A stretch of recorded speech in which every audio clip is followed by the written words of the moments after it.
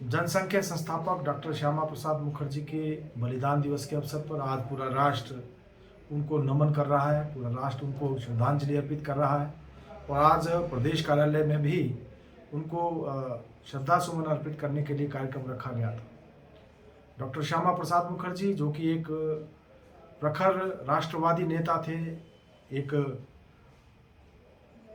महान शिक्षक थे, जिन्होंने कि जो सपना उनका था कि जम्मू कश्मीर में दो विधान, दो प्रधान, दो निशान नहीं चलेंगे, और उसके लिए उन्होंने लगातार संघर्ष किया।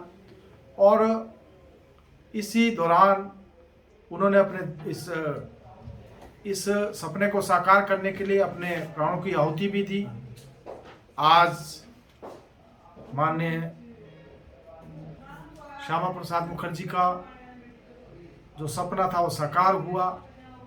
हमारे यशस्वी प्रधानमंत्री नरेंद्र मोदी जी ने उस सपने को साकार किया जब कारगिल से लेकर कन्याकुमारी तक भारत एक है, धारा 370-35 को समाप्त करके इस देश में इस बात को सुनिश्चित किया कि हमारे देश में एक संविधान, एक प्रधान और एक निशान होंगे।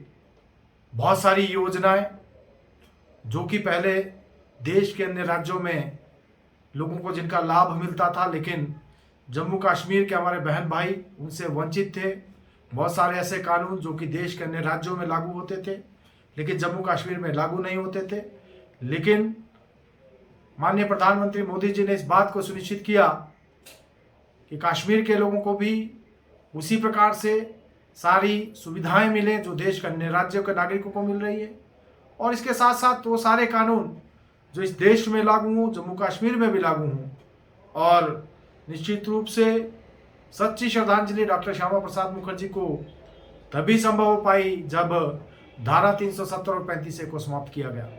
तो आज इस अवसर पर हम सब के लिए एक बहुत बड़े गर्व की बात है कि श्यामा प्रसाद मुखर्जी का सपना साकार हुआ। और इस देश में जिस व्यवस्था के लिए उन्होंने संघर्ष किया था, अपने प्राणों की आहुति भी दी, अपने प्राणों को न्यौछावर भी किया, वो सपना साकार हुआ। और आज जैसा मैंने पहले भी कहा कि कारगिल से लेकर कन्याकुमारी तक भारत एक है, डॉक्टर श्यामा प्रसाद मुखर्जी का सपना साकार हुआ। तो मैं इस अवसर पर फिर से डॉक्टर श्यामा प्रसाद जी को जहां श्रद्धांजलि देता हूं, उनके चरणों में नमन करता हूं।